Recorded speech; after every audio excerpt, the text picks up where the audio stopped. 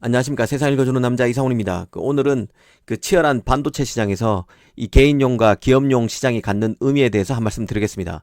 이 주제를 선택한 이유는 바로 SK 하이닉스의 인텔 랜드 사업부 인수, 그리고 소비자용 CPU에서 더 나아가서 서버용 CPU에서도 존재감을 키우고 있는 AMD를 보면서 이 하이닉스와 AMD 간의 공통점이 바로 기업용 시장 공략이라는 생각이 들었기 때문입니다. 이 하이닉스는 낸드 시장에서 한 단계 도약하기 위해서 인텔 낸드 사업부를 인수했습니다. 이는 달리 말하면 그간 변변치 못했던 기업용 SSD 시장에서 위상을 강화하겠다는 뜻의 다름 아닙니다.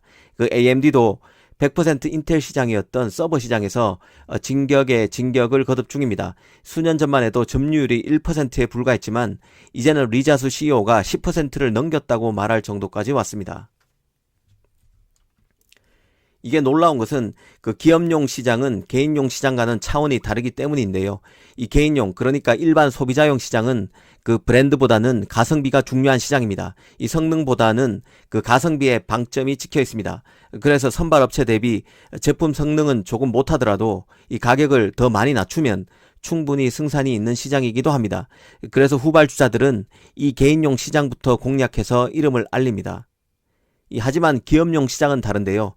높은 신뢰도가 있어야 합니다. 이 초짜들이 아무리 자기 제품이 최고라고 광고하고 실제로 최고 성능을 보였다 해도 이를 곧바로 인정해 주지 않는 시장이 바로 기업용 시장입니다. 이 레퍼런스가 중요하고 또 가격이 비싸도 성능이 더 중요한 시장이 바로 이 시장입니다. 그리고 후발주자가 제품 테스트에서 성능이 좋다는 것을 입증해도 시장에서 충분히 더 증명해야 조금씩 이 제품을 써줍니다. 줄기차게 테스트 받으면서 자신을 증명해내야 하는 시장이 바로 기업용 시장입니다. 특히 향후 성장 가능성도 훨씬 큰 시장이 바로 이 시장입니다. 후발주자가 이 기업용 시장에서 성과를 낸다는 것은 그래서 어렵습니다. 이 D램 분야에서는 삼성 다음으로 하이닉스가 유독 낸드 시장에서 부진했던 것은 낸드 기반 제품인 SSD 시장, 그것도 기업용 SSD 시장에서 부진했기 때문입니다. 이 기업용 SSD는 이 개인용 SSD보다 가격이 훨씬 비쌉니다. 10배 이상 비싼 제품도 있는데요. 이 고용량의 제품 신뢰도도 더 높아야 하고 수명도 길게 보장돼야 합니다. 당연히 속도도 개인용 제품보다 빨라야 합니다. 이 품질과 브랜드 밸류 측면에서 진입 장벽이 높을 수밖에 없습니다. 실제로 고객 데이터가 보관 과정에서 유실되면 클라우드 업체는 신뢰성에 큰 타격을 입게 됩니다. 이 하이닉스가 인텔 랜드 사업부를 인수한 것도 이런 장벽을 손쉽게 넘기 위해서입니다.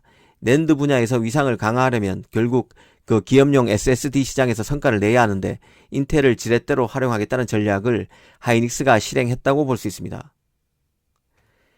AMD의 경우는 더 드라마틱한데요. AMD는 기업용 시장 공략을 통해 균열을 내고 있는데 이를 혼자서 해냈습니다. 그리고 이제 본격적인 기업용 시장 공략을 위해서 자일링스를 사들였습니다. 이번에 발표된 AMD 3분기 영업이익을 보면 약 4억 5천만 달러로 1년 전보다 141%나 늘었습니다. 이 정도 성장세는 치열한 생존 경쟁이 일상인 반도체 업계에서 그리고 최고 기업들의 경쟁에서는 극히 이례적인 수준의 수치입니다. 여기에는 서버 CPU, 에픽의 성장이 가세한 탓이 컸습니다. 인텔이 10나노 CPU도 충분히 만들지 못할 만큼 공정 개선에 어려움을 겪는 사이 AMD는 7나노 CPU를 잇따라 내놓고 시장을 잠식해 나갔는데요. 하지만 이건 어디까지나 대부분 개인용 CPU인 라이젠에 해당되는 얘기였습니다. 그러던 것이 이제 기업용 시장인 서버용 CPU 시장에서도 AMD의 성장이 본격화되고 있음이 이번 실적으로 드러났다고 볼 수 있습니다. 실제 인텔은 이번 3분기 데이터 센터 쪽 영업이익이 40% 가까이 급락했습니다. 인텔이 14나노 공정을 유지할 때 AMD는 최신 7나노 공정 기반의 2세대 에픽 프로세서를 출시해서 서버 시장에서 파란을 일으켰다고 볼 수 있습니다. 이 AMD의 행보에서 더 주목되는 것은 바로 자일링스와의 합병인데요. 이 자일링스는 프로그래머블 반도체 FPGA 시장의 최고 기업으로 최근 서버 시장에서 매출이 커지고 있습니다. AMD X86 서버 플랫폼과 통합하면 데이터 센터 시장에서 강력한 경쟁력을 확보하게 될 것입니다.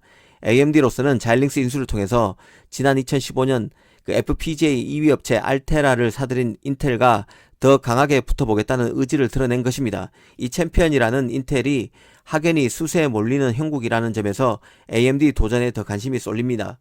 이 사실 인텔이 AMD의 소비자용 CPU 점유율을 조금씩 잃어가기 시작할 때도 서버 시장에서의 위상은 확고 불변할 것이란 견해가 대다수였습니다. 그런데 이제 기업용 시장에서도 지형이 눈에 띄게 변하고 있습니다. 이 낸드에서는 하이닉스, CPU에서는 AMD가 기업용 시장에서 존재감을 강화하는 것을 보면서 개인적으로 삼성 파운드리가 떠올랐습니다. 이 삼성 파운드리는 그간 사실상 모바일 AP만 만들었는데요.